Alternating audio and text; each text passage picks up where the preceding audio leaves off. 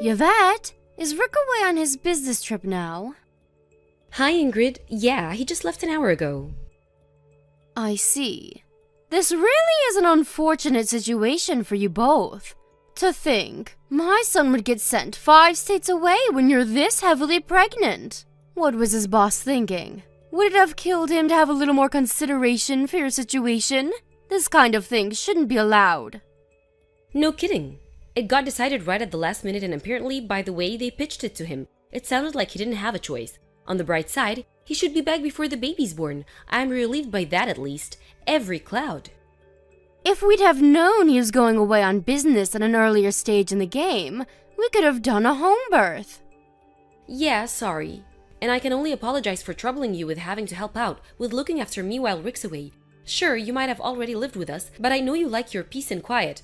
Not only am I heavily pregnant, but your share of the housework probably just went up too. I'm really sorry.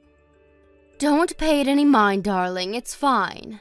I feel a debt of gratitude to you for letting me stay here. A little housework here and there is the least I can do to say thanks. I'll carry on doing what I can do. I won't leave it all to you. Maybe that will sound weird, but please don't be too considerate towards me. Really? You mean that? Well, in that case, I'll stop holding back. Let me say something that's been on my mind for a little while now. I thought my son might get angry if I said this while he was around, so I've been holding my tongue. But I can't help but feel you should be making more of an effort to move around and be more active. Oh, you think so? Sorry. Yes. It's not like I'm condemning you or anything. I understand your situation.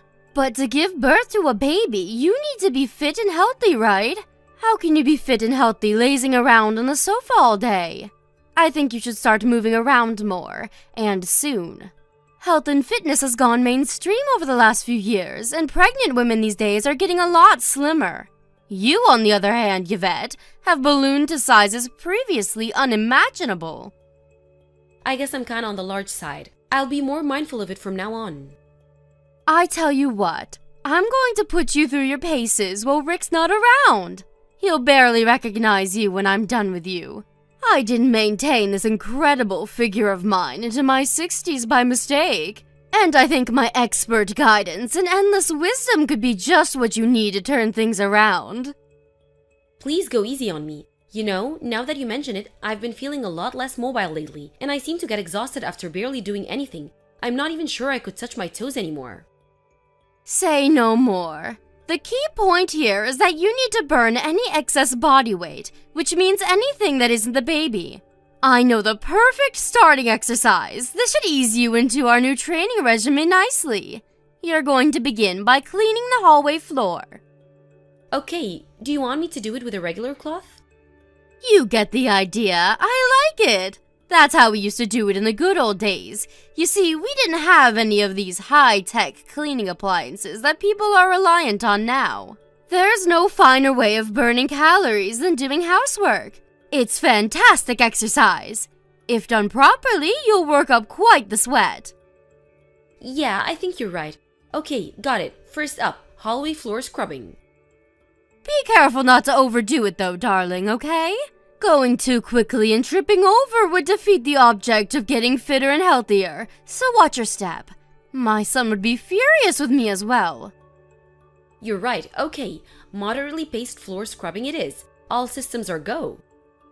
Everyone has bad posture from too much sitting and screen gazing these days, and it's said that floor scrubbing is excellent for pelvic realignment. There's no better housework for childbirth. Okay, darling, I'm heading out to buy a few things from the supermarket now, so you get to work, okay? Happy scrubbing! Thanks, I'm gonna make this floor so squeaky clean you'll be able to eat your dinner off it. Drive safe.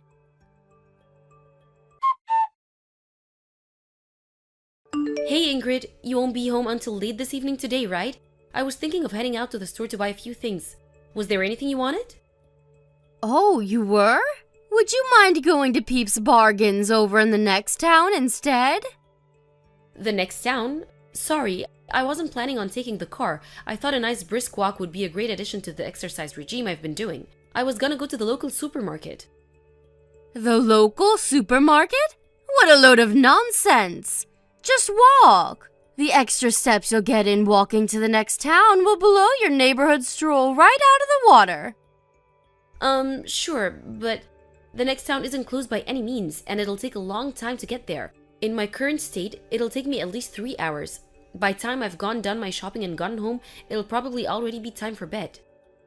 Exercise, exercise, exercise. Think of the exercise, Yvette. You might not be ready for any 500-meter sprints anytime soon, but there's no harm in a nice brisk walk for even a pregnant lady.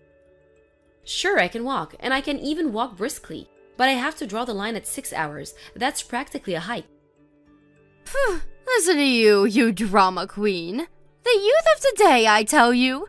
Back in my day, we had to walk 8 hours to the nearest butcher every week, and you know what? We did it without complaining. Move, you big blubbery manatee. What did you just call me?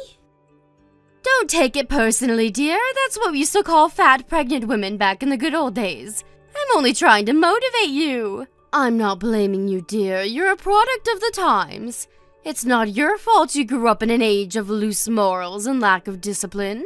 But you should know that raising children takes a lot of work at the best of times, and you'll find it a damn sight more difficult with the requisite stamina. It would be wise to get as fit and healthy as possible before the baby's born, rather than waiting until your hands are full with childcare when you don't have the time. Stamina, stamina, stamina. I guess you're right. Okay, got it. Peeps Bargains it is. Fantastic, that's my girl. The fruit and vegetables at Peeps Bargains are so cheap your jaw will hit the floor, so make sure you take a nice big backpack with you. I'd like you to get some onions, 3 cucumbers, some tomatoes, a pepper, some carrots, some bananas, and a nice big pumpkin. Oh, and we're running out of potatoes too, so pick up a bag of those while you're at it. Whoa, that's a lot of stuff. Think of it as weight training for giving big, firm hugs when the baby grows up. You have to be careful in case it's a girl, too. She'd be in trouble if she turned out to be a big, porky lardass like her mother. All of the women in our family are slim and petite. I'd feel so sorry for her if she looked like you. Ingrid, my BMI was normal before I got pregnant. Maybe so, but now you're the size of Africa. Which means less talking and more moving, manatee. You just don't get pregnant women who look like you these days. Aren't you concerned about how much you stand out? You should know better than anyone after seeing all the other moms-to-be at the gynecologist. I'm 1 month out. What were you expecting? A catwalk model? Of course I'm gonna be huge. I do have a near fully grown baby in my belly, you know. I really don't think it can be helped. Excuses, excuses, excuses. Less complaining and more moving. Go, go, go. I can't believe my own son is married to such a corpulent lard machine. I'm sure you're an embarrassment to him. He's just too nice to say anything. I'll tell you this for free. You'll live to regret it if you take him for granted. Don't think that just because you're carrying his child justifies being a porker. You're a woman before you're a wife and a mother, and you'd do well to remember that. Right, understood. Please don't get the wrong idea here, Yvette.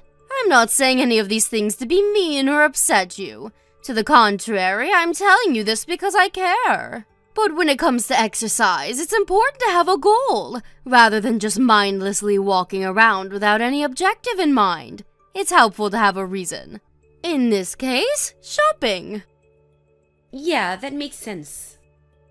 Let me reiterate, sweetie, I'm only doing this because I care. It might seem like I'm being strict on you now, but a day will come when you look back on this time and think, I have the best mother-in-law in the whole world.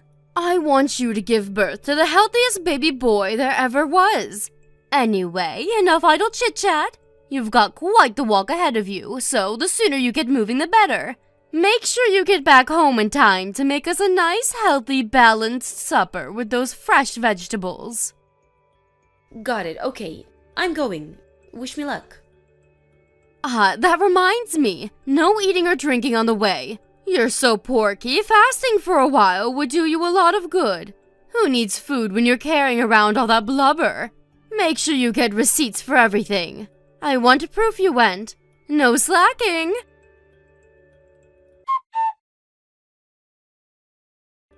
Yvette, are you there? Why aren't you answering the phone? Is everything all right? What do you want? Is that any way to speak to your mother-in-law? Start responding to me properly. Who do you think you are, leaving my messages unread? That's disrespect, pure and simple. Back in my day, we got a cane for that kind of thing. Now isn't a good time. How could you possibly be so desperately busy you can't reply to your own mother-in-law? You're a heavily pregnant, stay-at-home housewife. All you do is laze around the house all day, so much you'd make a sloth jealous. Are you saying there's something more important than replying to me, your mother-in-law, the head of this house and matriarch of this family? Wow, listen to the way you speak to her. So this is how you've been treating her this whole time? Huh? Her? What the heck are you talking about? Start making sense, girl. Hey, Miss Porky, it's already supper time, you know. Hurry up and get your lardass home. Oink, oink. How long can it take to walk to the freaking supermarket? Who's Miss Porky? It's the cute nickname I came up with for you. Oh, sorry. Did you prefer Big Blubbery Manatee? You're a disgrace. My daughter won't ever be coming home again. Excuse me? Your daughter? What are you talking about? Did you hit your head? Do you mean the baby? Wrong. I mean Yvette. It's been a while, hasn't it, Ingrid? What a shame it is we're talking again under these circumstances. It's me, Vanessa, Yvette's mother. Huh? Wait, what? Vanessa? This is Yvette's number. It says her name on my screen. You're not fooling anyone. I'd prefer if you didn't play childish pranks on me, Yvette. Don't you think you're getting a little too old for this? Hurry up and come home so you can cook my supper. I'm hungry. Yvette was taken away in an ambulance after collapsing at the side of the road. She's sleeping in a hospital bed right now. Yvette collapsed? Wait a sec. Is this actually Yvette's mother? Yes. I'm happy to call you if you don't believe me. No, that won't be necessary. So Yvette collapsed? I wonder what happened. Exactly what I just told you. I think you know better than anyone why she did, don't you? She showed me your chat logs.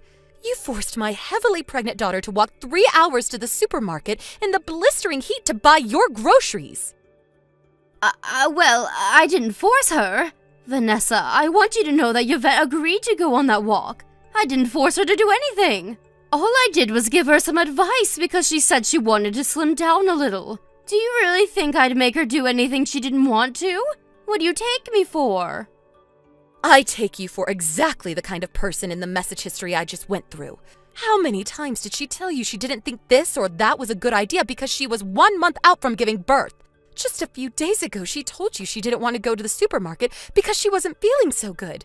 In response to which you shamed and belittled her into going. How are you ever going to be the mother your baby deserves if you can't even walk to the store? That was your response, was it not? What the hell do you think you're playing at? Vanessa, please just stop and think about this for a second. Me and you are from the same generation, so surely you of all people understand. Back in the good old days, women carried on doing the housework even when they were pregnant. Unlike the lazy good-for-nothing whippersnappers you see these days, we were always encouraged to exercise regularly right up until we went into labor. I accept that a reasonable degree of moderate exercise is beneficial, even while pregnant. But everyone's body is different, and no two pregnancies are the same. There may well be women who can exercise until they give birth. But that doesn't mean you have the right to go prescribing grueling, one-size-fits-all exercise regimes to people who don't want to do them.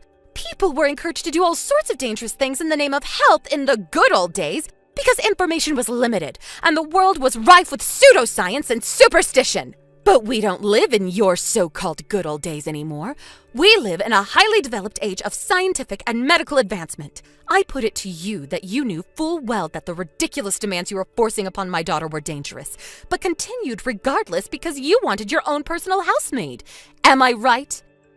It was never in my intention to foist anything on her, I swear. The only reason I suggested she do more exercise was because I care about her and want her to be as healthy as she could for the baby. Obviously, I don't live with you, so I don't know exactly what this fitness regimen of yours looks like, actually. But I have seen your message history, and to me, this looks like nothing but you one-sidedly forcing her to do your bidding in the name of health, like some maniacal, despotic tyrant. Besides, what kind of decent human being in their right mind refers to their pregnant daughter-in-law as such horrendously rude and disrespectful things like Big Blubbery Manatee and Miss Porky? No. I wasn't being serious when I said those things. Me and Yvette are always teasing each other. It was all said in good fun. That's just how we are together. Something tells me that couldn't be further from the truth. From reading her messages, it seems like she was being extremely careful not to say anything that might rub you the wrong way. Even if, for argument's sake, I accept you weren't forcing her, who in their right mind asks a heavily pregnant woman to make a 6-hour round trip to the supermarket on foot? We'll never forget what you did. Which hospital did Yvette get taken to? I want to visit her. I'll leave right now. We'd rather you didn't. In fact, we'll go to any lengths to prevent you from exposing her and her baby to any more danger than you already have, which means keeping you as far away from her as possible. I'll be looking after my daughter from now on. You will never see Yvette again, and you can forget meeting your grandchild. The sooner you accept that, the better. Yvette, I owe you an apology. I'm so sorry. Please respond, I'm begging you. I behaved despicably. I'm so sorry for everything I put you through. The more I think about it, the worse I feel. Hi, Ingrid. It's been a while. Yvette, is it really you this time? This isn't Vanessa, is it? No, it's not my mom. It's really me. I'm so pleased you and the baby are okay. My son would have been even angrier than he already is if anything bad happened to either of you. I was so worried. I see. But you weren't worried about me or the baby, were you? You were worried about yourself? Your only concern was that everyone would find out about all the horrible stuff you put me through, wasn't it? Yvette, please. Not you too. Don't be so cold. I'm genuinely, truly sorry from the bottom of my heart. Come on, sweetie. You know I've always been the kind to wear my heart on my sleeve and say exactly what's on my mind, for better or for worse. I understand that it could be argued that some of the advice I gave you was poor, but please understand that I never did any of it with malicious intentions. I only had your best interests at heart. I see. Please, will you make sure Rick and your mother understand that? I don't want everyone getting the wrong idea about me. Us living together had been going so well, after all. Neither of them would listen to a word I had to say. They've made up their minds about me, and there's nothing I can say or do to change that. That's why it's no exaggeration to say you're the only person I've got left to rely on. Please, Yvette, make them see this has all been one big misunderstanding, won't you? For me? I'm so sorry, Ingrid, but I can't do that. Why not? I thought me and you were getting along so well. Did you really think that, though? Did you? Yes, of course I did. You seem to be forgetting that me and Rick didn't even want you to live with us in the first place. The only reason you got your way is because you used your spare key to sneak in with your things when the two of us were out. Yvette, please. Maybe my entry was a little unorthodox, I admit it. But surely if you wanted me gone that badly, you would have said so? The fact that I've been staying with you so long must mean you approved. No, we just gave up in the face of your relentless obstinacy. Exasperation and approval are two completely different things. Besides, you were as nice as pie when my husband was around, so as unwilling as he was at the first, he didn't see any pressing need to get rid of you. Things were different when it was just me and you, though, weren't they? You were horrible. I was? At the slightest hint of trouble, you berated me and compared me to other people who would obviously be so much better at doing whatever it was I happened to be doing. I'd never been spoken to with such venom until I met you. If you thought so, why didn't you just tell me? If I'd have realized I was upsetting you, I would have changed my ways. You're right, I should have. But I was so determined not to make things turn sour between us that I just kept my mouth shut and endured your abuse until my mind and body reached breaking point. I understand that was wrong of me now. I'm sorry, I never meant to hurt you, Yvette. If you said what you said without meaning to hurt me, you're genuinely scary. Because your bullying got about 1,000,000 times worse as soon as Rick went away on his business trip. If you genuinely never meant to hurt me, does that mean you were bullying me without even being conscious of it? If so, you need to go and get your head checked out, because you're disturbed. Are you seriously claiming you didn't realize what you were doing? I was just worried about you. Everything I did out of love for you and the baby. Whoa, you did? Okay, I understand now. Yes! You finally get it? I'm so pleased to hear you say that, sweetie. Thank you. You're the kindest person I've ever met, Yvette. Thank you for understanding why I did what I did. I always knew you'd see sense. If anyone had what it took to be thoughtful and considerate enough to get through this like a mature adult, it was you. Wrong, you seem confused. When I say I understand, I mean I understand that allowing you to continue living with us is no longer an option. Besides, what hope for rehabilitation is there for someone who viciously bullies others completely with no awareness of what they're doing? That's terrifying, and me and Rick aren't prepared to live with someone capable of that. That's why you won't be staying with us anymore. No, wait! Please! If you kick me out, I won't have anywhere else to go! That's not my problem. Clean up your own mess. You're a mature adult after all, right? I did have my husband's inheritance, but it's almost all gone now. Which means there's a little bit left. Great, use it to rent a room and work on getting your life together from there. Obviously, you'll have your work cut out for you, and things will most likely be rough for a while. You're probably gonna have to find a job and actually work for a change too.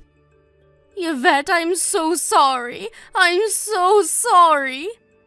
Wait a second, what exactly are you apologizing for? I thought you never meant to hurt me. Okay, fine. Maybe I did know I was being a little hard on you. But I really mean it when I say just a little. I just wanted to keep you sharp so you'd be in tip-top condition by the time the baby was born, that's all. I didn't believe for 1 second it'd lead you to collapsing by the roadside. Does that mean you were aware you were bullying me? Yes, I'm sorry. I'll never do anything like that again. That's all I wanted to hear, thank you. Does this mean you forgive me? Like hell it does. To the contrary, it means we have absolutely no regrets about kicking you out on the streets now. Because now we know that you knew exactly what you were doing when you forced me to walk all those hours to the store and when you hurled abuse at me. It means that now we can cut you out of our lives without a moment's hesitation, as quickly as we toss a maggot-ridden apple in the trash. Yvette, no! Please don't do this. Please, I'm sorry. Surely you accept I was nice to you most of the time? I didn't do anything horrible until Rick went away on business. I can be like that again. No, even kinder. I swear I'll be the best mother-in-law there ever was. Please just give me one more chance. You think apologizing is going to make up for what you did? What would you have me do? Other than this recent regrettable episode, I was always nice to you, wasn't I? I always smiled, asked how you were, helped you around the house. Can't you see how remorseful I am? Please reconsider. Please find it in your heart to forgive me and give me one more chance. I have a feeling this whole thing has taught me a little bit about what it means to be a mother. I now know that I have to be more assertive to protect my baby and not do whatever other people tell me to just maintain the shallow facade of a healthy relationship. Me, Rick, and the baby are all fine without you, so please leave us alone. We don't need your bullying, and we don't need your advice, and we don't need you. The only thing we need you to do is to disappear into a cold, dark place where you can never hurt anyone ever again, and stay there forever. After terminating the shared living arrangement with my mother-in-law, I gave birth to a healthy baby girl and moved back in with my parents. Ingrid tried desperately to convince us not to give her the boot, but neither me, my husband Rick, or my mom had forgiven her, and we never will. Eventually, she gave up and left. I heard she moved into an apartment in our neighborhood after that. I have no idea how she'll get by on her own from here on out, but to be honest, I don't care. Me and my husband have zero intention of helping her no matter how dire her situation gets. Not only did she use dirty underhanded tricks to worm her way into our house, but she actually had the nerve to launch a vicious bullying campaign against me as thanks for our kindness. Astonished isn't the word. We begrudgingly acquiesced at the time because she didn't have anywhere else to go, and we had a little sympathy for her. Now, we feel nothing. I'm praying with every fiber of my being she stays the hell away from me and my daughter, now and forever. Not long after giving birth and staying at my parents' place for a little while, me and my daughter Holly moved into a new apartment Rick bought for all of us. Life as a new mom with my kind, caring husband and unbearably cute daughter can be surprisingly hectic and demanding at times, but it's built on a strong foundation of love and warmth, and I'm the happiest I've ever been. I feel nothing but gratitude towards Rick and my mom, who rushed to the rescue as soon as they heard I'd collapsed. Not to mention all of our amazing friends and relatives who showered us with gifts and well wishes when Holly was born. I'm moved to tears when I think of how lucky I am to be surrounded by such amazing, kind people, and I intend on returning the favor and letting them know they're appreciated. Most importantly, I'll never expose my daughter to danger like that ever again. At that time, I thought I could endure it, but I understand now that I was doing it so bad for her. I've never considered myself a strong-willed person, but I hereby make a vow to change for the sake of my daughter.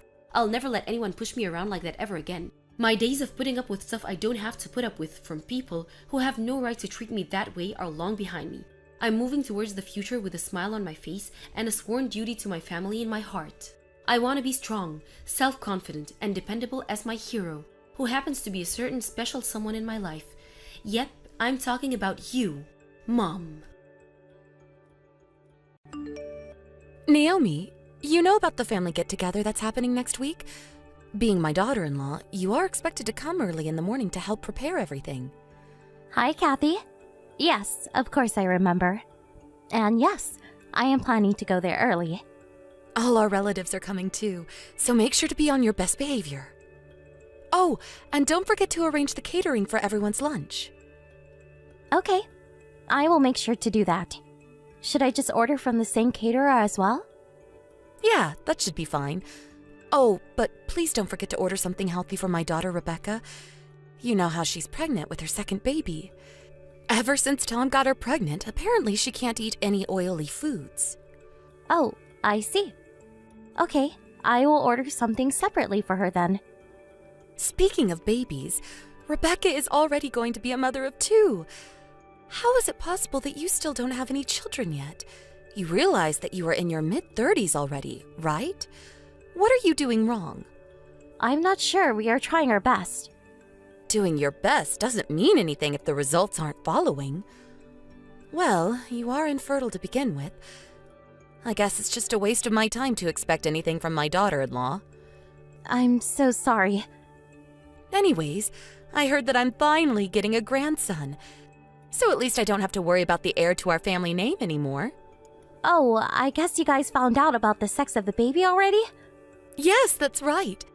So now Tom and Rebecca are going to have a boy along with their daughter Lydia. She always gives me what I wish for. What an amazing daughter Rebecca is. Even my granddaughter Lydia, she won the piano contest just the other day. Isn't she amazing as well? Wow, that is amazing. Congratulations. She's only 8 and already that talented. I can't wait to see how she turns out in the future. Yeah, and she's very smart too. She's going to have many doors open to her. I'm sure that's going to be the case. Just as I would expect from my granddaughter. I hope my grandson is going to be just as talented, if not more. Oh, that reminds me. I have a favor to ask of you when Rebecca goes into labor. Oh, what is it? Once it becomes close to her due date, she'll be coming here to stay with us. So we need you to take care of Lydia during that time. Is that all right? Her dad is too busy for work and won't be around for her.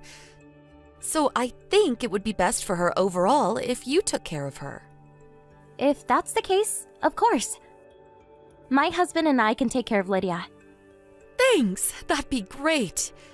Well, I guess that's the least you could do, considering you can't even give us any grandchildren. At least this way, you get to experience how it feels to be a mother. Right. Thank you for giving me an opportunity to experience that. Lydia has a very tight schedule with all the different lessons she's taking.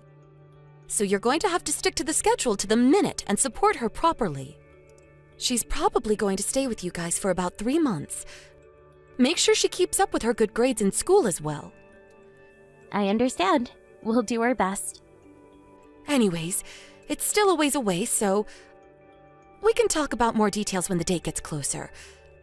Let's continue thinking about next week's get-together first.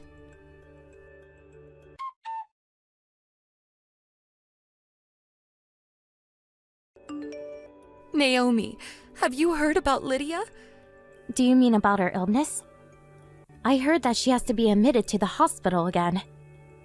Yes, that's right. It's been 6 months since she was diagnosed with this illness. But she doesn't seem to get any better, no matter how many times she goes through surgery. And now her doctor told us that she may not even live long enough to become an adult. That's horrible. But she was so energetic when I saw her last. We even did a thorough newborn screening test when Lydia was a baby. I can't believe this is all happening after all these years. To think of how much money we have wasted on her so far. I guess medical care really hasn't progressed that much. Well, the most important thing now is for Lydia to get as healthy as possible, right? I will go visit her at the hospital sometime soon. About that, there's something I wanted to talk to you about. You are taking care of Lydia from now on. What? Rebecca has her hands full with her second baby right now. And she's all burnt out from going through childbirth and having to deal with Lydia's illness at the same time. That's why we decided to let Lydia go. What? What do you mean by letting her go? I'm saying you can take that defective child off my daughter's hands and keep her as your own. Hold on. Lydia is a living human being. You can't talk about her like she's a thing you can easily hand out. And there's no way her mom would ever agree with such a thing. Actually, she told me that she doesn't want to keep a child with so many problems. She says she doesn't want to keep raising a child if she's not going to live long anyways.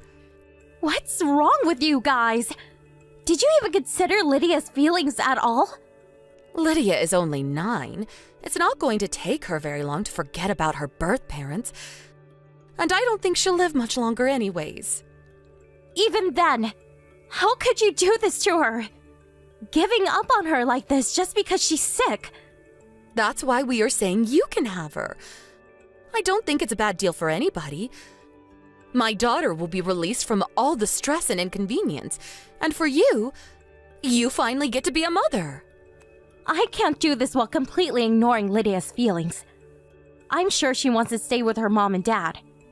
Even when she stayed with us for a while, she was studying really hard to make her parents proud. And this is how she's treated after all that? Why don't you take her then if you feel so strongly about her? Isn't this a once-in-a-lifetime opportunity for a barren woman like you? Are Rebecca and Tom both really serious about letting Lydia go? Yeah. Tom also agrees that they are okay as long as they have their son. To be honest with you, Rebecca isn't really paying much attention to Lydia anymore anyways, lol. I'm sorry. I can't give you an answer on this one way or the other right now. I need some time to think about all this. I need to take this back and talk about it with my husband as well. That's fine. If you guys aren't interested in taking her, we can always send her to an orphanage. Make your decision soon. Continuing to care for and maintain a sick child isn't free for us, you know.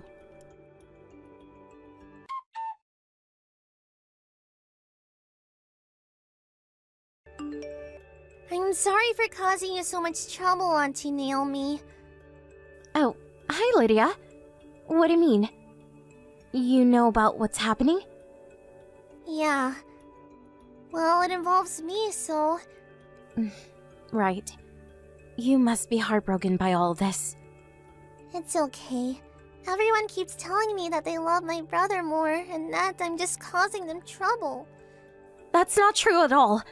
I know how diligent you have been every day. You and Uncle are the only ones who's been nice to me this whole time. Even when I was in the hospital. I was so happy when you guys visited me there. Lydia, can you tell me how you really feel about all this? How I feel? Yes, because that's the most important thing here. I would like to know what's going on through your mind. Can I come and be your daughter? Are you sure that's what you really want? Mom and Grandma both tell me that they don't want me anymore. I want them to love me, but I know that's not happening, so I don't want to keep feeling this way anymore. Okay, if that's what you want, I'll come now to pick you up. Are you sure? I'm not gonna be a bother for the two of you? You've never been any bother to us. We have always thought fondly of you and enjoy having you around. I'm not sure about that. All I do is cause everyone lots of trouble by being sick. And because I won't live long enough to be a grown-up.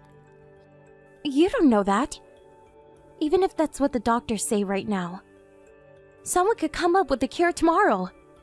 Nobody knows what the future holds. Lydia, we will always be with you from now on. We can fight your illness together as a family.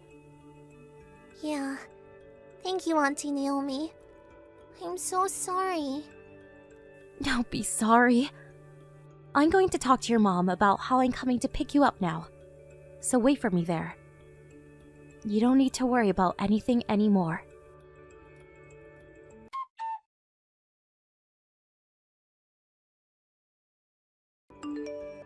Hey, Naomi, it's been a long time. It's been 10 years since you guys cut us off completely. But you have to hear me out about something. I will even consider taking it to court if I don't hear back from you. It's that important. Kathy? What is this about? We have done nothing to cause a lawsuit. It's about Lydia. I heard that her illness has been cured. So what? Well, can you imagine our surprise? We saw Lydia being interviewed on TV about her overcoming her illness and being admitted into a really prestigious university. Why didn't you tell us that she was all better? I didn't think that was necessary. We went through a proper process and officially adopted her as our daughter. And we agreed not to bother with any of you ever again. So why would we tell you about anything? I don't think you understand. Rebecca is the one who gave birth to Lydia. She only let her go because of the illness. Of course she has a mother's right to know if Lydia is cured. A mother who abandons her child just because she's sick has no right to know anything. You realize that you've never given birth to any child, right? You think these 10 years suddenly make you her mother now? You are so pathetic. Lydia is Rebecca's child, no matter how hard you deny it. Anyways, you can bring her back to us now. I have been raising Lydia for longer than Rebecca did. I'm confident that I'm thinking about what's best for her more than you guys ever could. You're dreaming if you think I would ever give her back to you people. You have to understand that it's a different story if Lydia is cured. She can come back to her real home and commute to school from there. Even Tom says that he doesn't mind providing for her if she's gifted. It would be better for Lydia to come back and be with her real family anyways. It's time for you to stop playing mother. We'll come get her sometime soon. Enough is enough! What are you telling my mother? What? It's been a while. This is Lydia. Oh, Lydia! Is that you? It's your grandma. How have you been? You aren't my grandma. And Rebecca and Tom aren't my real parents. My only grandparents are my mom Naomi's parents. I don't even consider you guys my family anymore. Lydia, don't be so cruel. We were heartbroken about losing you, you know. Your mom, Rebecca, really regrets it too. She can regret it forever. I don't even care about any of this. It must have been really hard for you to be raised by people who aren't your real parents. You can tell me the truth. They gave me so much more love than my birth parents ever did. I'm sure that's not true. We spent a lot of money on you since you were little. Yeah, ever since I was in kindergarten, all the way through elementary school. I was so crazy busy studying at cram school to get good grades, and taking lessons in various things just to make you all proud. Yes, and it was all for you. No, it wasn't for me. It was all for your own egos. My current parents are the only people who ever cared about what I really want. Oh, don't be so stubborn. If you come back, we can pay for your tuition, and we'll buy you anything you want. On top of that, your real father is saying he can help you get a good job using his connections.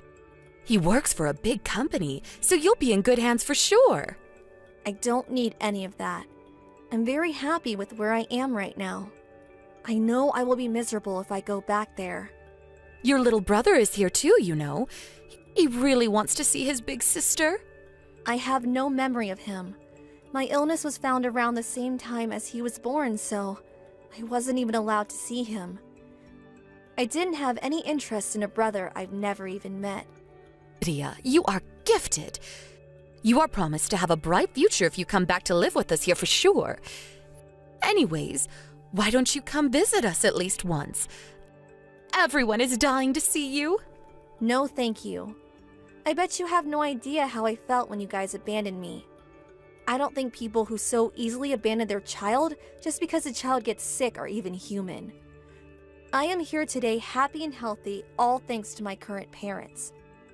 And I can swear that it has nothing to do with you at all. Don't ever contact my mother like this ever again. Hey, Lydia, please. To tell you the truth, we are thinking that you could be our heiress. Your brother isn't really smart enough to carry our family name on as the heir. Lydia doesn't want to talk to you anymore. And I have nothing to say to you either, so excuse myself here. Wait, Naomi, please talk to Lydia. She will listen to you, won't she? Please tell her to come home. I respect her decision, and I will never say anything to deny her feelings otherwise. Don't you feel sorry for Rebecca? Her own child was taken away by you. What?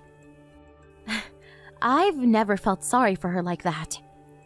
If anything, I feel sorry that she's horrible enough to abandon her child the way she did. She was way beyond her capacity back then. Even so, she doesn't even contact us until now, when Lydia's all better. And we made a promise that we won't contact you. At least until Lydia asks to see you guys.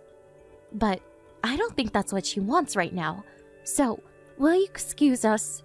You and Lydia have no blood connection, you know. So what? Isn't it hard to hide the fact that you are not her actual mother? It's best for Lydia to be with her real family. Please, let me talk to my beloved granddaughter again. I've been regretting the whole situation ever since we let her go. I really regret making the decision we did. I can proudly say that I'm her mother. It doesn't matter what you say. She is our daughter. No matter what happens. She's always going to be our precious daughter, and we'll never let her go.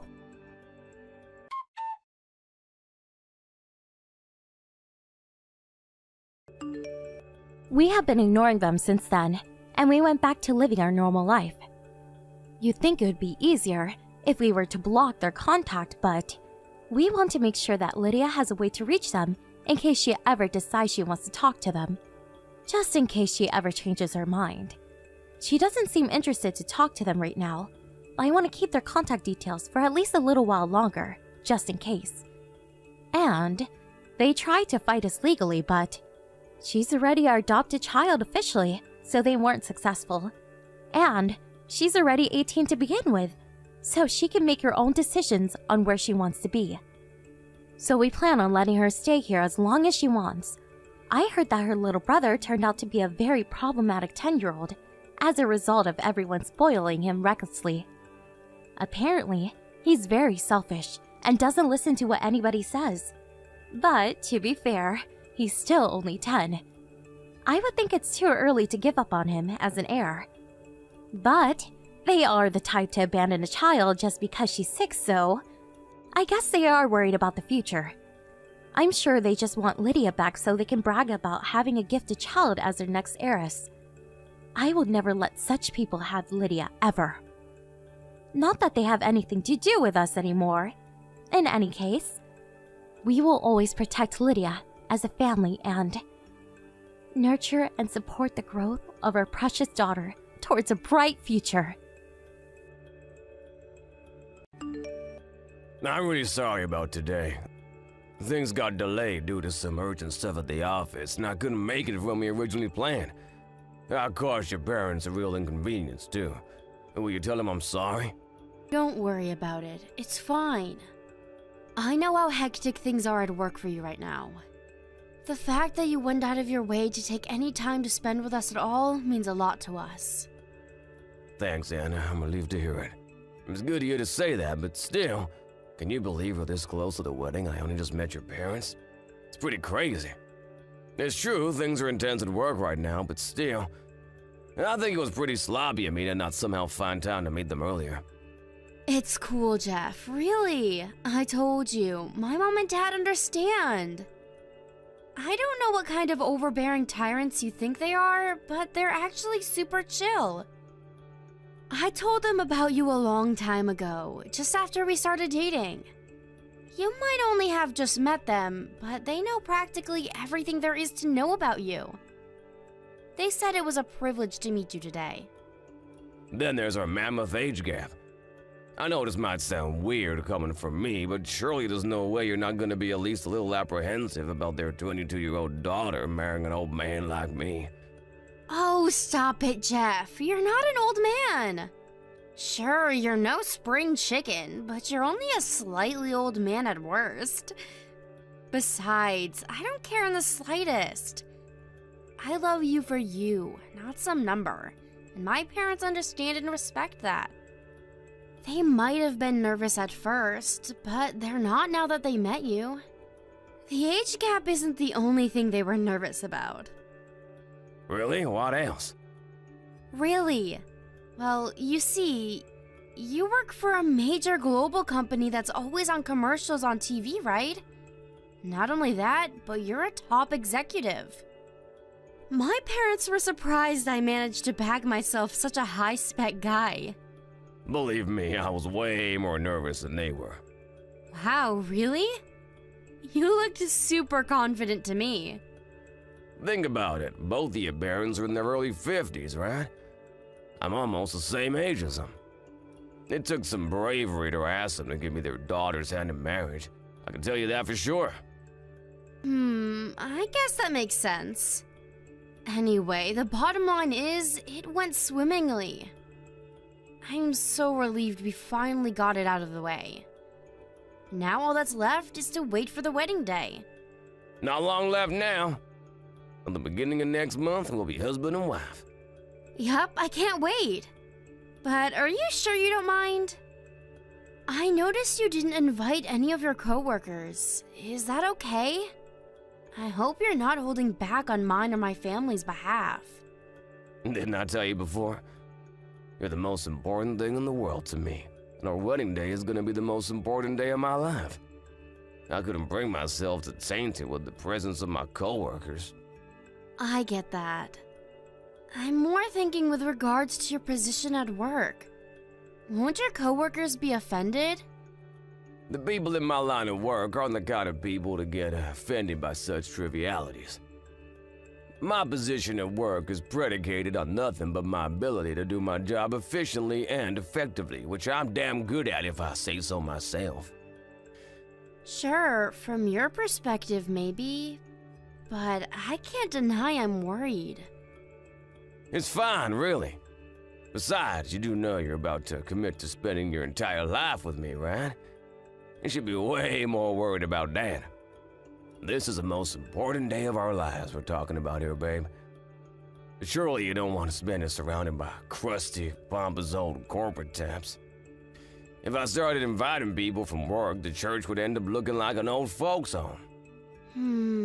Good point. I probably would be a little nervous surrounded by all those bigwigs.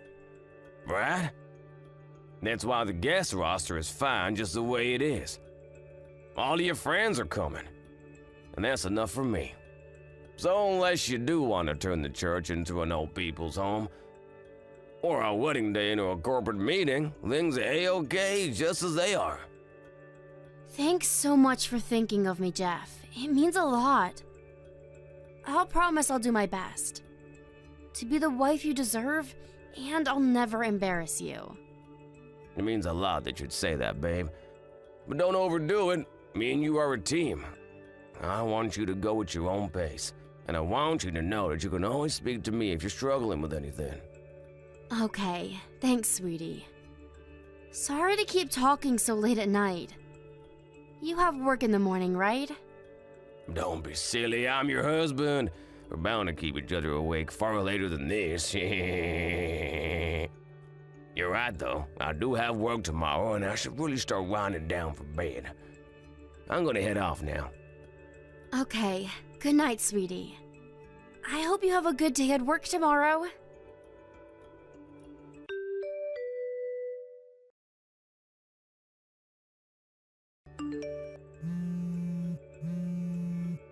Jeff, where are you right now? Why aren't you at the church? The reception's about to start. Did something happen? Are you okay? You must be Jeff's fiancé. Huh? Jeff, what are you talking about? Sorry, honey, I'm not Jeff. I'm the wife of the man whose phone this is. My husband will not be marrying you. I'm so sorry to trouble you, but you need to cancel today's wedding. Huh? His wife? Cancel the wedding? What the hell is going on here? My name is Teresa, and I'm Jeff's wife. It seems like my husband has some apologizing to do. I have absolutely no idea what you're talking about. Is this some kind of prank? You wouldn't do that, would you? Is this really Jeff's wife? Yes, it really is. I'm speaking to you from his phone right now. Your name's Anna, right? I'm so sorry for my husband's selfish, despicable behavior. There's no excusing what he's done, and you didn't deserve to be treated like this. Rest assured, I'll see to it that he takes all responsibility for the cancellation of the wedding.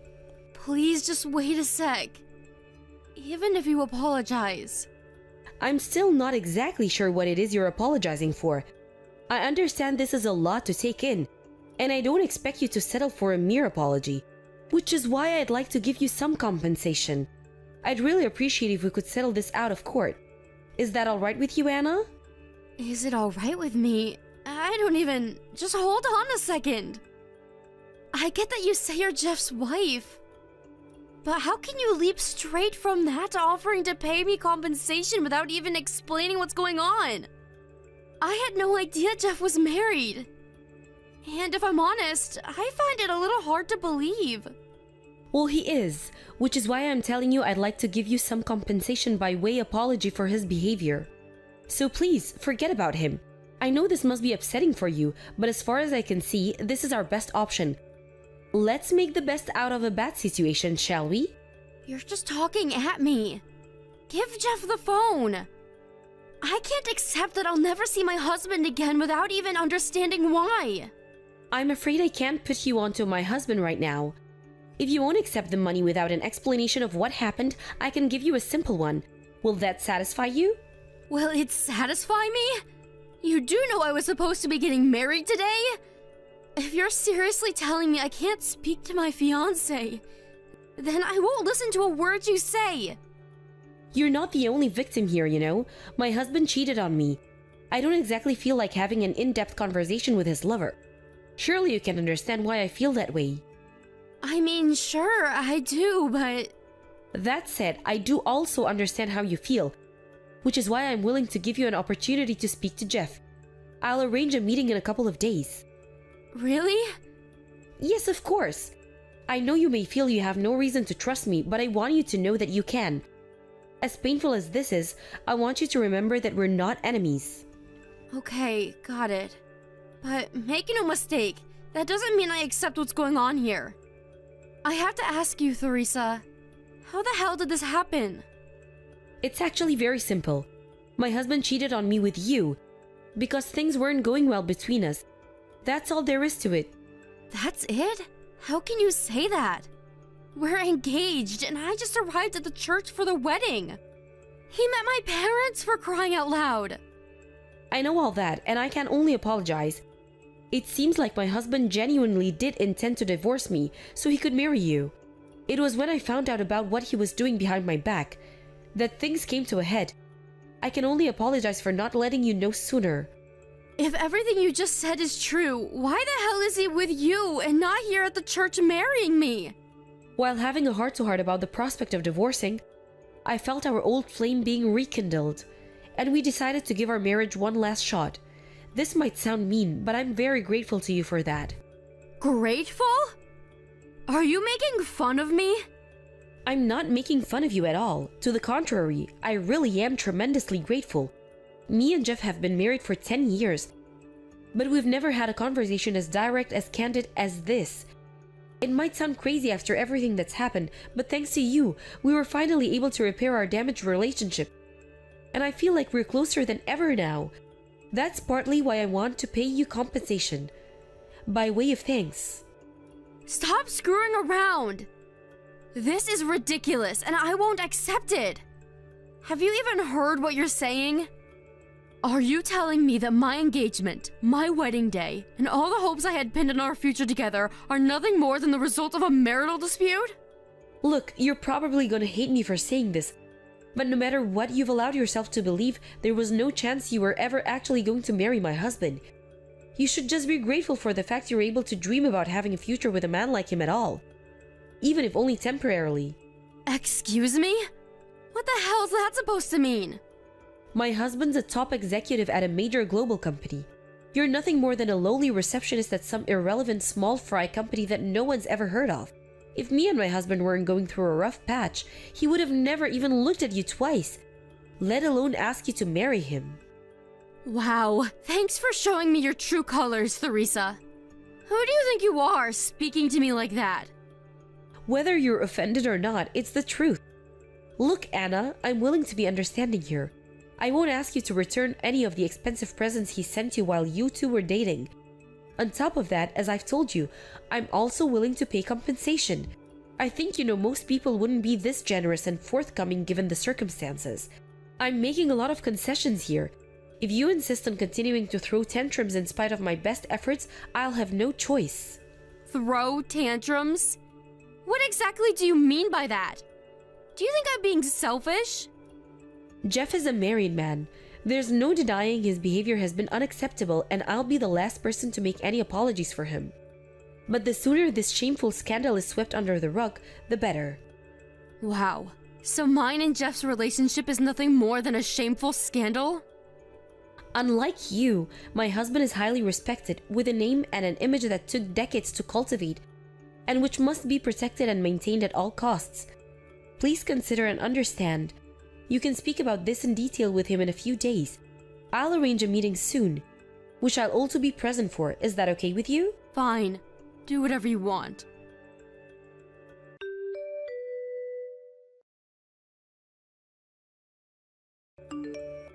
Anna, I'm so sorry what happened today at the meeting. My wife completely lost it. She said all sorts of horrible things. You didn't deserve any of it. I'm so sorry for that. I'm so sorry for everything I put you through. Just forget it. We can put the lid on this whole horrible saga as soon as I have my money. I don't ever want to think about this again. Anyway, are you sure you have the permission to be speaking to me right now? Be careful, your wife might get angry with you. It's okay. I told her I was gonna message you. That's a surprise. Did she lose her temper? Maybe she would normally, but right now she's more concerned about you telling people about what she did to you today. And she's willing to turn a blind eye to me talking to you if it means preventing that. Interesting. I see she's just as cautious as ever. Don't say it like that. She's only trying to protect me in the only way she knows how. Even still, there's no excuse for the things she said to you today. She behaved deplorably at what should have been a meeting to set things straight and clear the air, and I'm sorry for that. What she said was rude, insensitive, and disrespectful. Not really.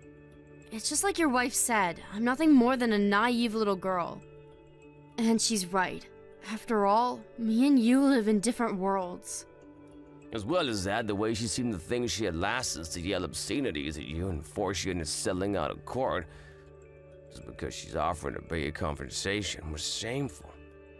I'm sorry this whole discussion has gone ahead on our terms. Don't sweat it, Jeff.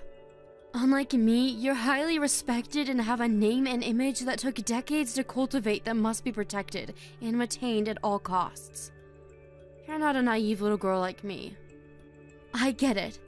You're so many leagues above me, I should be grateful just to have had the opportunity to even dream about us being together. Marriage was nothing more than a fantasy, and I was naive and stupid to let myself believe otherwise. Knowing all of that, how could I object to settling things on your terms?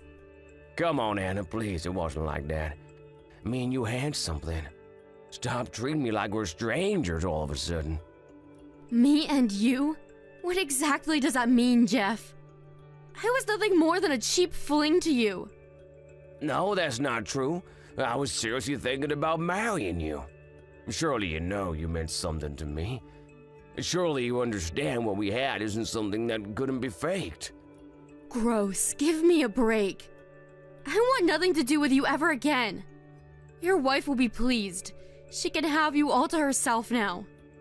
I'm happy for us to settle this out of the court. Lord knows I don't have the strength to go before a judge. All I ask is that you leave me alone. I never want to hear from you again. I mean it. Anna, please don't speak like that. Look, I behaved shamefully. There's no excusing what I did, I know that. The way I felt about you was real. Real? Despite secretly having a wife the whole time? You've got some nerve. I'm sorry, but I still love you, Anna. Even now. Please understand that. That's funny. I heard you and your wife made up and decided to give things another shot. That doesn't feel like love from where I'm standing. Not for me, at least. We may have reconciled, but only on the surface. All that woman cares about is my position in the company, my salary, and my reputation. Without those things, she'd be gone in a heartbeat. She hardly spoke to me at all today. Wait, so what you're saying is that you guys divorced over your affair? It'd get out and turn into a huge scandal, which would mean your image in the eyes of the world would take a hit. Maybe even jeopardizing your position at the company. So instead of being true to yourself and honest about your feelings, you'd rather live a lie by staying in a loveless relationship with someone who only likes you for your wallet? You put it bluntly, but yeah, I guess that more or less sums it up. Surely you understand it's not possible for me or Teresa to love each other in these circumstances. You're more important to me than she ever was, now and forever. I see. Okay, well, so what? Why are you even telling me this? What do you want me to do? Okay, babe, listen, and this is only a suggestion, but would you consider being my lover? Excuse me? Your lover? Have you lost your mind? I know I'm only repeating what you said here, but you're right. I do have a name and an image to protect, which means divorcing my wife over an affair is totally out of the question.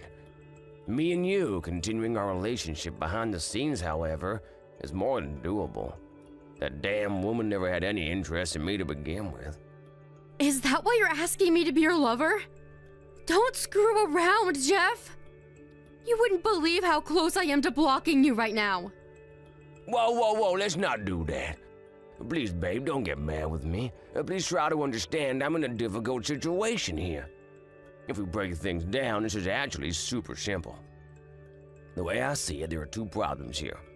One, the fact that I kept my marriage a secret from you. And two, the fact that as loveless and superficial as it is, I'm trapped in said marriage for a number of reasons. But now that you know everything, if we carry on seeing each other behind closed doors, those problems disappear. And I'll send you some money every month too. You'll never struggle financially as we're together, Anna. I promise you that. You must be insane. Obviously, it's a no-brainer that your wife won't go along with this. But what about my parents? If you think I'm furious about how you abandoned me on my wedding day, you should have seen my parents' reaction. They're out for blood. You better hope you never run into them. Like I just said, it's not a problem if we keep it secret. Sure, it might be difficult for us to meet at times, and it won't be anything like before, but I don't care. If I can be with you, I'm happy. I don't want to end things between us. You mean too much to me. Surely you feel the same. You want to be with me too, right? If you do, let's do it. I'm ready and willing to do whatever it takes to protect our love, you and me, babe. Okay. If you put it that way, I'm ready too. Really? Oh, I'm so pleased. I knew I could count on you to do the right thing. I knew you. I knew our love would pull through in the end. Thank you so much for giving me another chance, babe. You won't regret it. I can't wait to see you again. Yep, I can't wait either. After everything that's happened, I'm fully committed to seeing this through to the very end. I hope you're committed to seeing it through to the end too, Jeff.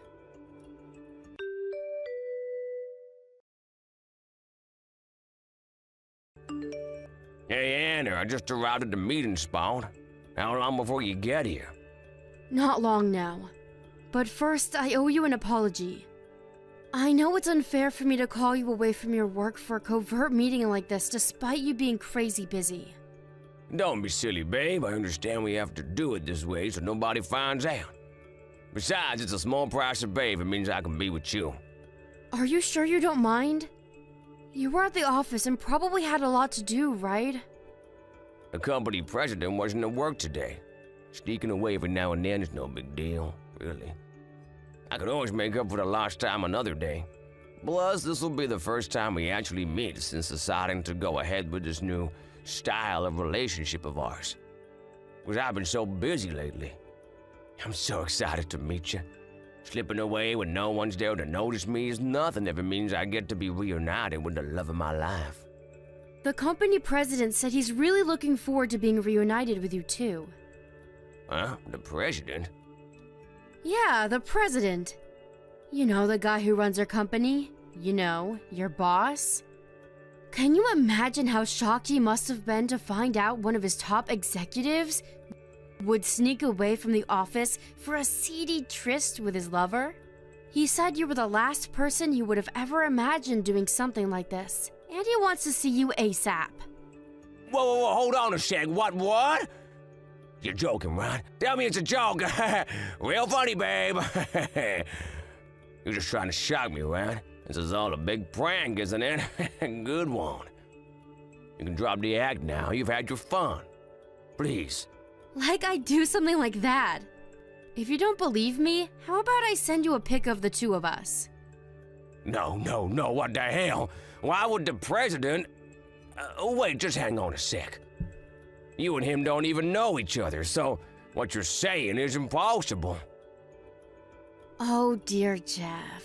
You don't know, do you? My parents were in the same class as your president back in school. They were all friends back then, and I've always kept in touch. They very kindly agreed to arrange for him to meet me. They were? If that's the case, why didn't they mention it when I met them before the wedding? It's hardly the kind of thing they go out of their way to tell you. Besides, it's not like it makes them special or anything. They were just in his class. So what? Sure it doesn't. But why the hell are you with the president right now? He told me he had a lunch meeting today with the president of another company he's looking to go into business with. A lie to lull you into a false sense of security, obviously. Why would you do this? To take revenge against you? Revenge? What are you talking about? None of this makes sense. Look, I'm not gonna lie, the hiding my marriage from you for all that time was despicable, and I'll be sorry until the day I die. But I thought you forgave me. Huh? Did I? That's funny. I don't remember forgiving you. I don't remember even saying anything that would make you think there was a chance I might forgive you. You seem to be making quite the misunderstanding. But you said you'd be my lover. You know, what surprises me the most is that after hiding the fact that you were married and cheated on your wife with me, after destroying all my hopes and dreams for the future and crushing me emotionally on what was supposed to be the happiest day of my life, you actually have the nerve to ask me to be your lover? Did you seriously think I was gonna forget everything you did to me and do what you wanted just so you could protect your precious image? But you agreed to go along with it. Like hell I did! It probably just sounded that way to you because you were thinking with that thing in your pants instead of your head. You creepy sex-obsessed old man. You're gross! Creepy, sex-obsessed old man. You watch your damn mouth, Anna. Just because I acted wrongly in the past doesn't give you the right to speak to me like that. I'm old enough to be your dad. You should have more respect for your superiors. What disgraceful behavior. You're the one who always made a big song and dance about the fact that we had an age gap. Admit it, you got off on it. You deceived me with a stupid pack of lies.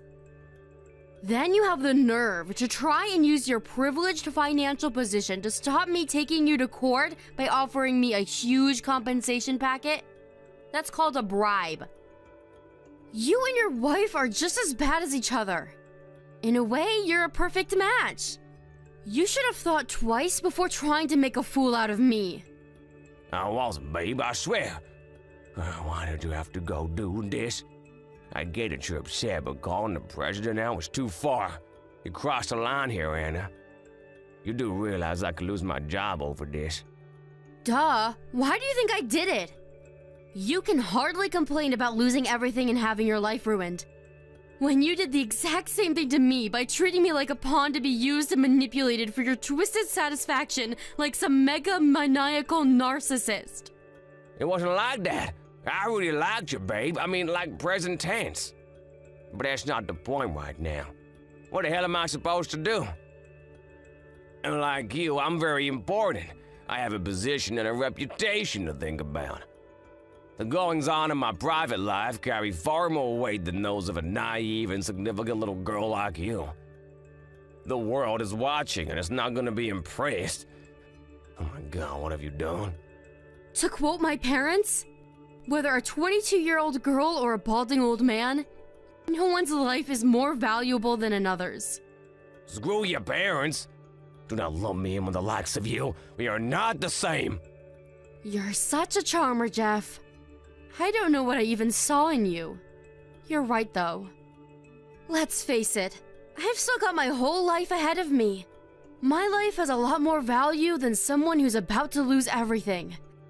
Their wife, their home, their job. Oh, and not to forget their precious, squeaky clean reputation.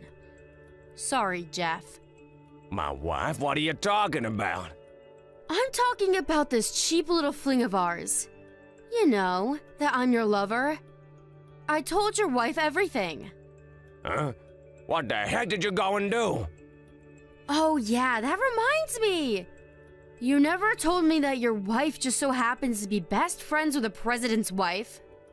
I made sure to tell the president to let his wife know all about how you two joined forces to try and pay me off to keep my mouth shut. How you thought you could get away with it all because I was nothing more than a naive little girl. She's gonna know everything soon. Which means you're not only the one who's about to lose everything. You can both sink to the depths of despair together. Kinda romantic, huh? You went to those lengths? What's your endgame? Our lives are over because of you. I already told you, didn't I? Revenge. You two are both just as selfish, manipulative, vain, and arrogant as each other. A match made in heaven. Now you can burn in hell together for all I care. How could you do this? You're evil. I'm gonna lose everything, my job, my friends, everything. It's over. What am I supposed to do now? Chill. Like I said, you won't be completely alone. Look on the bright side, you and your wife get to burn in hell together now. Thanks for your commitment, Jeff. I'm glad you saw this through to the end with me. Enjoy the rest of your lives together in disgrace and isolation. I hope things aren't awkward between you now.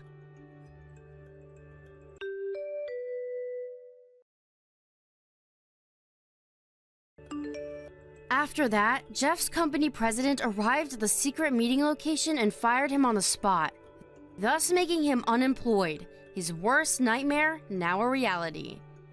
Not only that, but his marriage fell apart, again.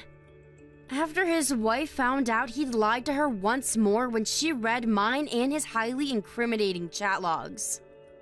All of Jeff's friendships and social connections revolved around his company due to him being a severe workaholic, which meant that when word of his true colors as a lying sleazebag spread, not a single ally or sympathizer remained.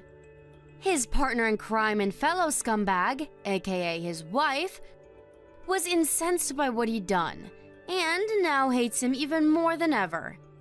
He's all alone in this big, wide world, without a single person to call his friend. What happened to his wife, you ask?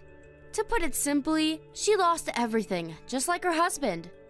Her world fell apart shortly after her best friend, the president's wife, found out what she'd been up to behind the scenes. Despite hating each other's guts, they couldn't bring themselves to divorce.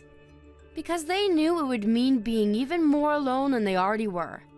Faced with a dilemma, they decided to hit rock bottom together. They do say misery loves company.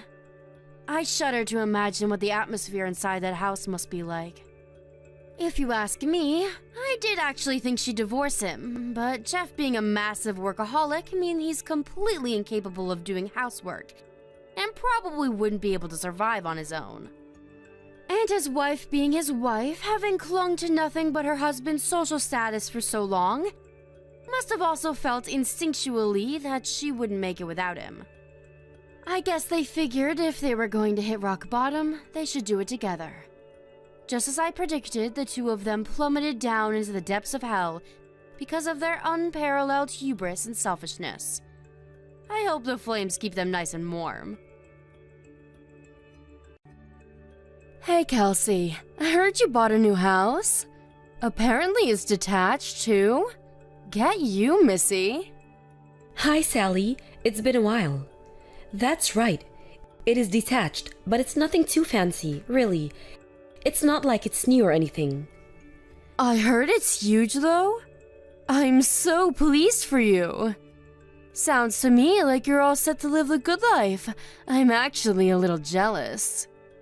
Not at all. It was old and run down, so we got it way cheaper than the market price. It might look okay from the outside, but believe me, we had our work cut out with the renovations and repairs. I wouldn't go as far as calling it huge, though it is a lot more spacious than the old one. You know how much bigger they build them in the countryside? But you renovated it, right? I bet it looks like a palace now. Renovating your own house seems to be all the rage lately. Just the other week, I heard about my friend's friend reforming his whole house. I've seen TV shows about it too. Just yesterday afternoon, I was watching one called Peeps Designs. Everyone's doing it. Well, I guess you're not wrong. You do hear about it a lot now. Anyway, enough beating around the bush. Are you gonna tell me or what? When's the big day? When are you moving in? When? Next month. That's really soon. I wish you'd have told me earlier. I am your mother-in-law, you know. I did plan on telling you sooner. I've just been busy with all sorts of things, that's all. Sorry I kept you out of the loop all this time. That lazy son of mine almost never gets in touch with me, you know. I get the feeling that if I didn't text and call him, we'd never speak. I sometimes wonder if he still holds what happened between us in the past against me. Do you by any chance mean that time you and his dad stole the money from his scholarship when he was in college? Oh, you know about that? Come on, dear. Stole is a bit drastic. Yeah, I know. I don't think it's drastic at all. I heard all about how you gambled away his entire scholarship fund on the slots at the casino. Oopsies. Weren't we just the naughtiest? Not just the casino either. My husband used his fair share on horse racing. He had to work 2 jobs while studying for a master's in biochemistry because of what you guys did. He told me it was the hardest period of his life. He literally had no free time and was getting by on cup noodles, 3 hours of sleep a night, and ungodly amounts of coffee. As if that wasn't bad enough on its own, he said your dad took most of his wages too. It was hardly our fault. We were going through a really difficult patch back then. Without Anthony's help, we would have never been able to keep up with the absurd repayments on our debts. Can you believe it's even legal for them to make us pay that much? I know it can't have been very easy for my son, but, well, whatever. It's ancient history now. What is family for if not helping each other out in a pinch? Oh, I don't know. Maybe not getting them into pinches in the first place? Besides, Anthony ended up being the one responsible for the repayments on the scholarship money you stole. Not only that, but he had to bear all the burden by himself, and was threatened with expulsion from college if he didn't keep with them up. Is all of this true? Yup, sure is. What of it? Are you surprised? It was his scholarship. Obviously, he was going to be the one who paid it back. And of course, there would be consequences if he didn't. Besides, it's not like we spent all of it. He had plenty left to use as he saw fit.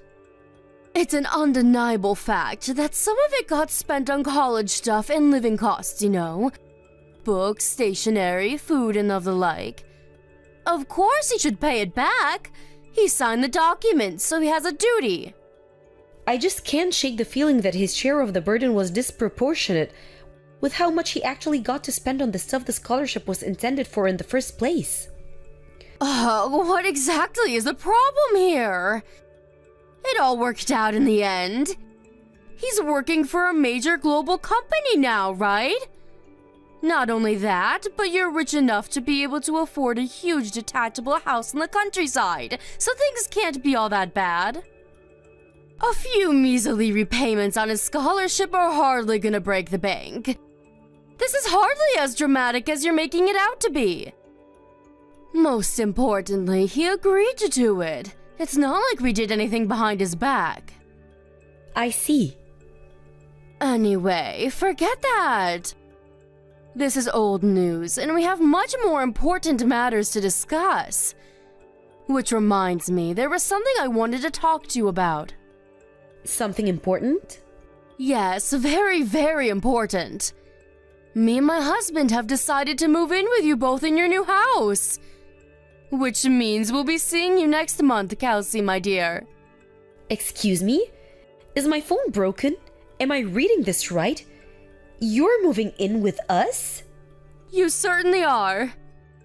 You didn't think you were gonna be able to buy a big luxurious house like that and not share it with your beloved in-laws, did you? Let's be real here, that place is far too big for just the two of you to live in. You'd be bored and lonely without us. It just so happens that me and my husband have been wanting to live in a big old house in the country for years now. It even has a yard, doesn't it? I'm so excited. I have all sorts of ornaments to decorate the lawn with. We couldn't believe it when we heard the news. The timing was so good anyone would think it was fate. Whoa, whoa, whoa! Just slow down a second, Sally. You can't just invite yourself to live with me and Anthony all of a sudden. Have you even mentioned it to him yet? Because this is the first time I've heard of it. Don't worry about him. He's always been a mommy's boy. He'll be over the moon when he finds out he's going to be able to see me every single day. He always was such a good, obedient child, and he's no different now. But still, it's not fair of you to spring this on us like this. That house was supposed to be for me and him to live in. We do have circumstances of our own, you know. What makes you think we're in any position to accommodate you? Circumstances? What kind of circumstances? Anthony's suffering with an illness. We found out a couple of days ago. He has cancer.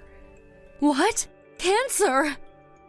To get hit with a bombshell like that right before moving into our new place. We haven't come to terms with it yet, and our heads are a mess. He hasn't started chemotherapy yet, but the doctors say things could get rough. We have a lot of preparing to do for the fight ahead. That's why we're simply not in any position to consider having you move in with us right now. On the contrary, all the more reason for us to move in with you. Let me help you nurse him back to health. This just settles it. We absolutely have to come now. It's times like this that family needs to pull together to be there for one another. No, it's fine, really. I can take care of things myself.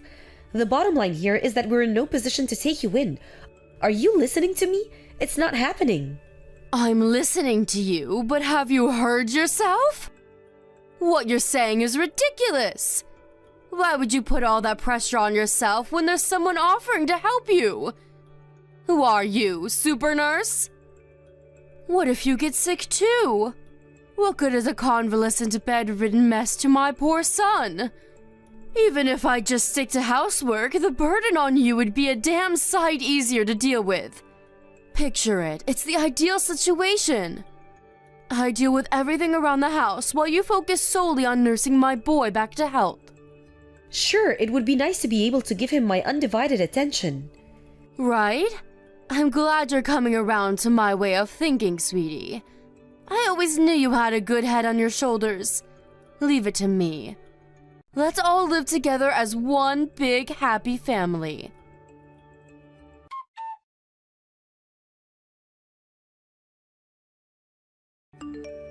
Sally, what on earth is going on here? The house looks like a bomb site. I go out for one day and I come back to find the place looking like a hoarder's den? Welcome home, sweetie. If you're back, why don't you be a dear and get to work on the housework right away? The kitchen's dirty. How about you do something yourself for a change? Not only that, but you need to stop forcing Anthony to drive you places. He's going through the worst phase of the side effects right now. He's barely fit to walk around on his own, let alone drive the damn car. But it was raining. What else was I supposed to do? You're a clever girl. I'm sure you understand I had no choice. It's impossible to get anywhere living in the middle of nowhere without the car. Why did you have to buy a house this far from civilization in the first place? What does the location of our house have to do with you forcing your seriously ill son to chauffeur you around like you're a freaking aristocrat? Those are two completely different issues. You have to stop this. I do wish you'd shut up already. You're like a broken record.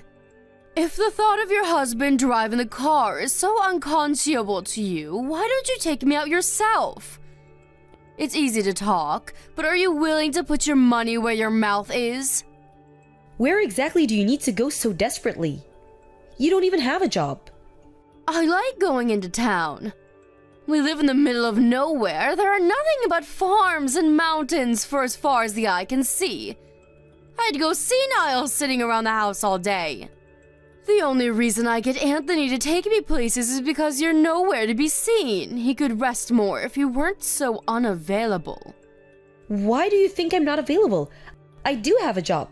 You know my husband is in no fit to work, let alone drive a car.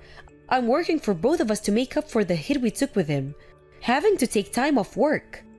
And we highly appreciate your efforts, sweetie. I assure you. That reminds me, I ran out of money again this week. Can I have another $400? Excuse me? Wow, are you saying you spent the money I gave you already? I only gave it to you 3 days ago. Oh, please, Kelsey, did you really expect that to last me more than 5 minutes? It was pocket change. I lost it all in the slots of the casino. You blew the money I gave you to get on by the slots? Oh my god, Sally, has your husband been going to the casino with you too? Who knows? He's probably walking around the streets with a can of beer in one hand and a cigarette in the other. I haven't seen him in 3 days. He's probably loitering in an alley somewhere making people uncomfortable for all I know. I didn't want to have to say this to you, but you guys are spending too much money. I don't care if you're my in-laws. Wrong is wrong and this can't go on. We live together for crying out loud. Would it kill you to have a little more consideration for me and your son? What's the problem? Are you saying me and my husband shouldn't have hobbies? If you're gonna be like that, I'll just ask Anthony instead. My darling boy. I know I can always count on him to look out for me. He'd go to the bank or rush out to find an ATM in a heartbeat if I asked him to. Don't you dare! He's undergoing cancer treatment, damn it! He's fast asleep and you will not bother him. Fine, you win. I'll give you more money. Excellent! I knew you'd see things my way before long. You're a smart cookie after all. Me and my husband are gonna need $400 each this time. You're asking me for $800? There's no way I can afford that. You'll have to get by on half. You greedy tightwad. Surely with the amount of hours you're working, a poxy $800 shouldn't be a big deal. I have to draw the line somewhere. You're gonna gamble us out of this house if you keep this up. What's the big deal? Just convince Anthony to retire early. He'll get a nice, juicy severance package, and our money worries will be a thing of the past. No way! Anthony loves his job.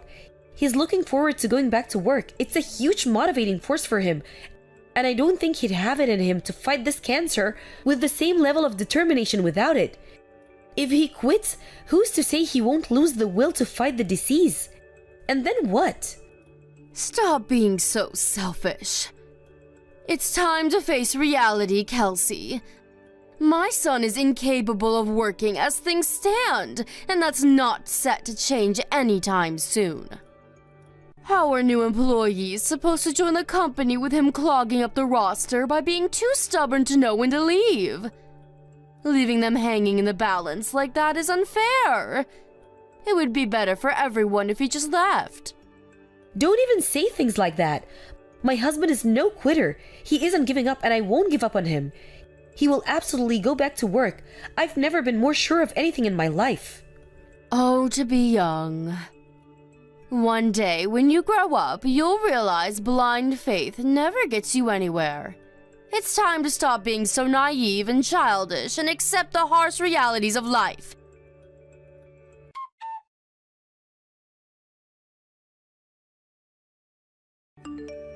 Kelsey, I'm going for a few drinkies with the girls before I come home this evening.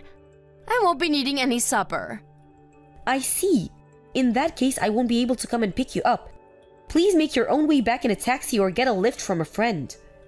Huh? Are you joking? It's your day off work today. Are you telling me you'd rather laze around on your butt eating potato chips than give your elderly mother a lift home? I'm busy. Anthony's funeral might be out of the way now, but I still have tons of stuff to take care of. Ah, yes, the funeral. I was blown away by how big the turnout was. I had no idea he was loved and respected by so many people. He was always so shy and introverted. It's hard to imagine him having that many friends. Everyone loved Anthony because of how kind he was. He was a good man who would do anything for anyone. Yes, my Anthony was 1 in a million. It's just a shame he left us so young. Right. Anyway, the funeral's over now.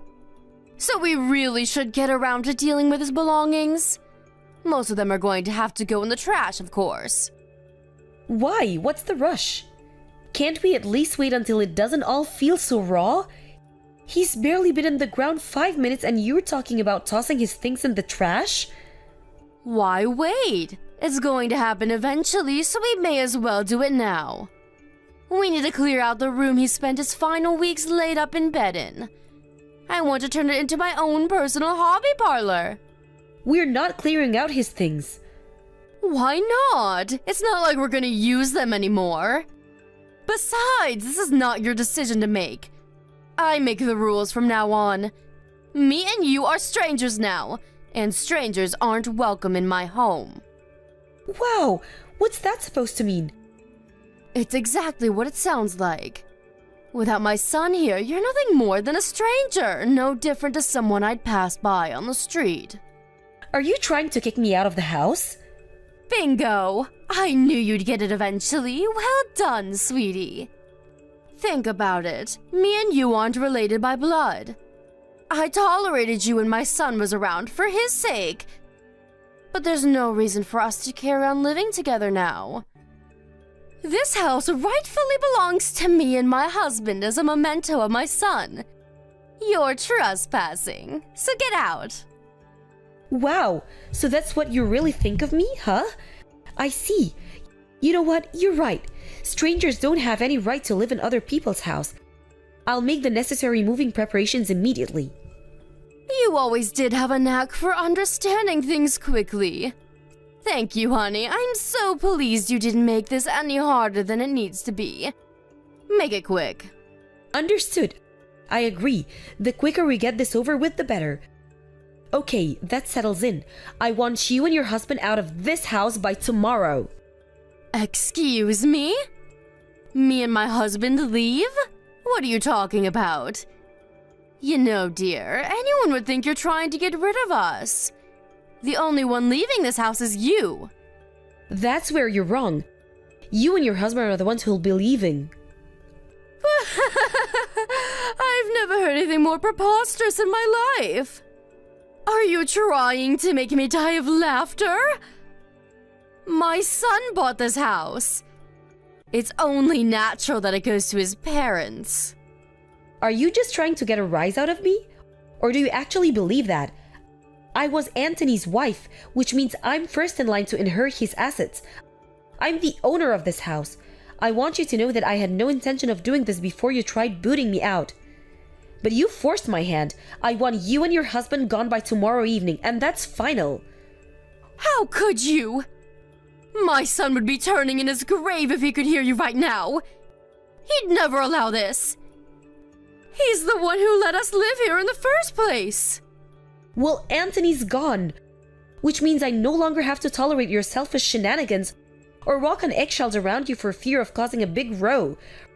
From now on, when it comes to anything to do with this house, my word is law, and you will do what I say. Why, you impertinent little upstart. You think you have the right to tell me what to do? I'm your mother-in-law. Show some respect. If you get cocky with me, it'll be the last thing you do. I promise you that, little girl. You might not have realized this before because of how much I was holding back for Anthony's sake, but me and him are completely different. I have no intention of blindly obeying the irrational commands of a selfish, domineering control freak with delusions of grandeur. You have no authority over me, Sally. But you did everything I told you up until now. Why are you giving me all this attitude all of a sudden? Like I said, the only reason I was so obedient all this time was for my husband's sake. He was in a bad enough way as it was with the cancer and the chemotherapy.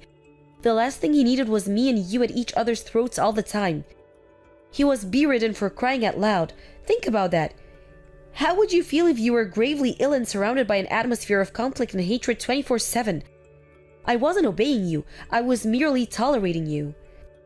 Does that mean it's okay to disrespect his wishes now just because he's gone?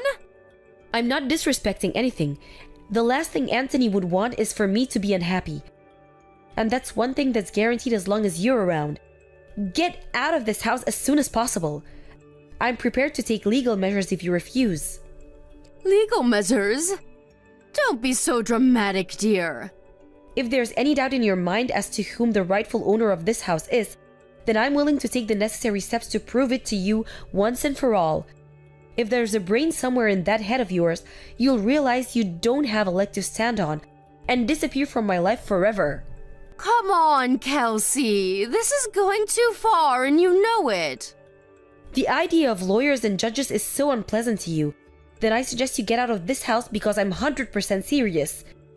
We can do this the easy way or the hard way. Just know that one of them involves you going to court. Both scenarios involve you and your husband getting out of this house, so you may as well make it quick. Ugh, fine. Look, if you do insist on kicking us out, can you at least give us more time? Tomorrow is too soon. It's just too soon. We need more time to get our things together and find somewhere else to go.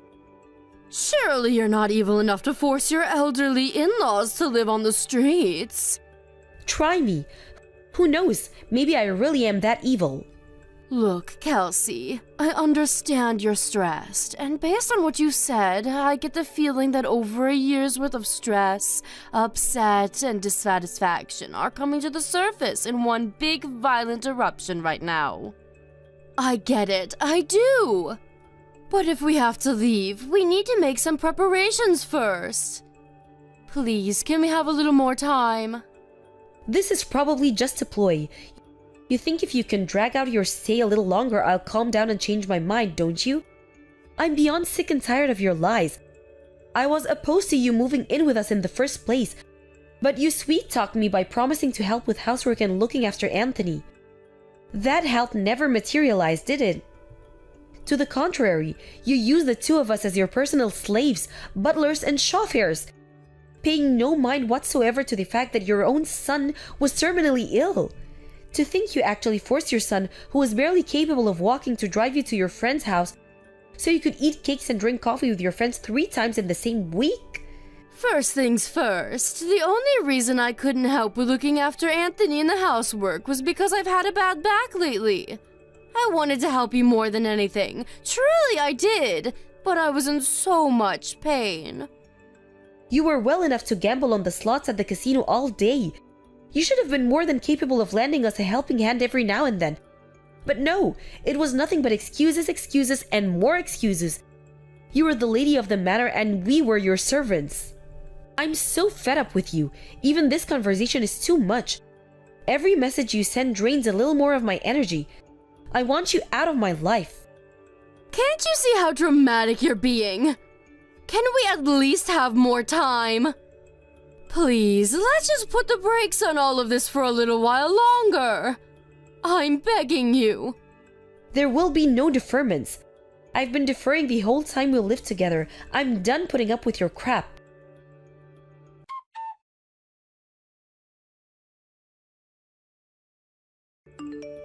What the devil is going on? Why is all of our stuff piled up outside in the yard? I told you yesterday, you were to be gone by tonight. Read through the chat logs if you're struggling. I also made it clear there would be no deferments. Are you serious? You actually intend to kick us out onto the streets? How many times do I have to tell you? I'm not as soft as Anthony was. Besides, you said it yourself. We're strangers, right? Even so, that doesn't justify taking such extreme measures. You've crossed the line. My son would be so disappointed with you. Nope, actually. I don't think you could be more wrong. In fact, this is actually what Anthony wanted. Everything that's happening right now is happening with his approval. How the hell is that even possible? My son is dead. He told me before he passed, of course. He apologized for the inhuman amounts of stress I had to endure as a result letting you two move in with us. He broke down and apologized profusely in floods of tears. Then he told me that he wanted me to cut all ties with you once he was gone. Wait, what? There's no way my darling boy would ever say such a thing about his own mother. To the contrary, he made it very clear. There's no doubt about it. He was racked with guilt and regret over letting you live with us and wanted to make up for it at all costs, which he still could. He even put it into writing. He must have known you wouldn't believe me and would try pulling every trick in the book to escape your fate. No way. How could he do this? That boy used to do whatever I told him to. Tell me, Sally, why do you think he did whatever you told you? Why do you think he went along with your absurd demands? Why do you think he tolerated your god-awful behavior for so long? Don't you think it's a little odd? He didn't think the things I asked him to do were absurd. He was just a good boy with nothing but love and respect for his mother, plain and simple.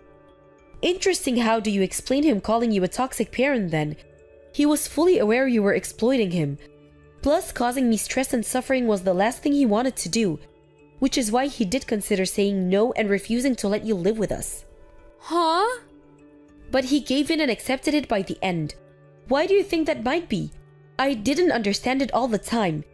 If my parents were as toxic as you, I'd have to cut them out of my life a long time ago. Sure, you might struggle to get by now. You're officially homeless. But that's not my problem. Why, you ask? Why? Because my son was kind and caring. You and him couldn't have been any more different, you evil witch. Bingo! No matter what selfish, manipulative scumbags you are, you were his parents and he loved you. But one thing's for sure, he was the only person on this planet who was capable of that. Your single protector and ally is now gone. Are you going somewhere with this? What exactly is your point? You're pretty dense, huh? My point is, there's not a single person left in the world who loves you and your waste of space husband. Let's face it, you don't even love each other, do you? You're nothing more than a pair of pathetic vermin huddling together out of fear of being alone. What did you just... Vermin? How dare you? Don't get me wrong, I'm not saying you were always vermin. Huh? My husband told me everything. His childhood memories of you. He told me about how way back then, when your husband fell ill, you dropped everything to care for him around the clock. He told me about how you'd make up lunchboxes and take him for picnics, to the zoo or for scenic walks by the river. You took him anywhere and everywhere, and you stopped at nothing to make him happy, in spite of the illness. My son told you all that? But eventually you changed. You were around your rat of a husband for too long, and eventually you became vermin too. The only reason Anthony agreed to let you move in with us was because he remembered the good times. and he believed that somewhere, hidden away deep inside you, was the mom he used to know and love. He thought maybe you'd turn over a new leaf. I think he genuinely believed you when you said you were moving in to help out with the housework and with looking after him. He accepted you with a heart full of hope. Hope? But that hope was smashed into tiny little pieces. You betrayed your son. I betrayed him? What are you even saying? Surely you don't believe that. There's an old candy tin in one of the boxes of your stuff out in the yard. Why didn't you take a look inside? This dirty little tin? What is it? It belonged to Anthony, but I have no need for it, so it's all yours. I said, what is it? Inside that tin is an origami gold medal. Remember it? Remember that time he caught an awful cold and had to drop out of the school track in field event? He'd been training so hard and couldn't wait to compete. He was so down in the dumps about the whole thing. So you made him that origami gold medal to make him feel better. Huh? This is that thing I made 30 years ago? He kept this the whole time? That medal meant the world to him because it reminded him of his precious childhood memories with you. He loved you. No matter how much you exploited and manipulated him, no matter how many good times you betrayed him. Oh my god. I had no idea he felt that way. It's too late to regret what you did now. Anthony's gone, and he's never coming back. What else did he tell you? He told you all about his childhood memories, right? There must have been more. Tell me. Oh, you're suddenly interested in your son now? I'm afraid I'm gonna have to say no. This has nothing to do with me. Please, I'll apologize for everything if you tell me. I'm begging you. The time of apologies has passed. There's no going back now. Anthony's gone. I hope you regret this. I hope the pain is unbearable, and I hope it tears away at your heart until the day you die. Now let me remind you one last time. This house is mine. Because I was the only one who gave your son the love he deserved.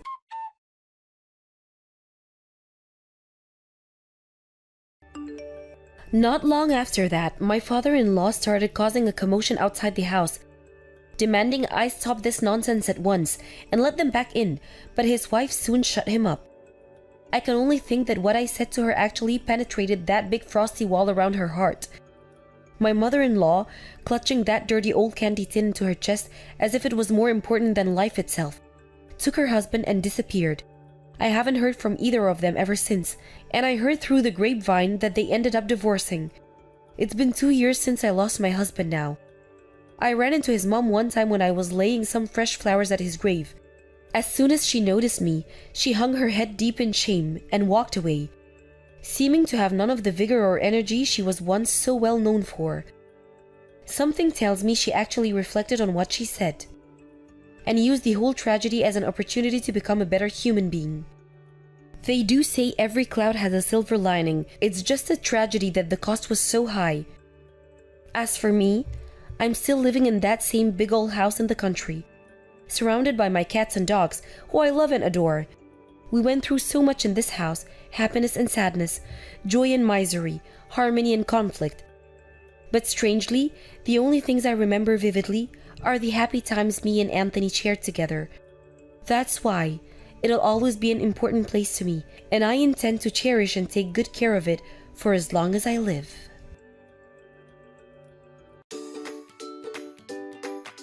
Thank you for watching. Don't forget to hit the like button and subscribe to the channel.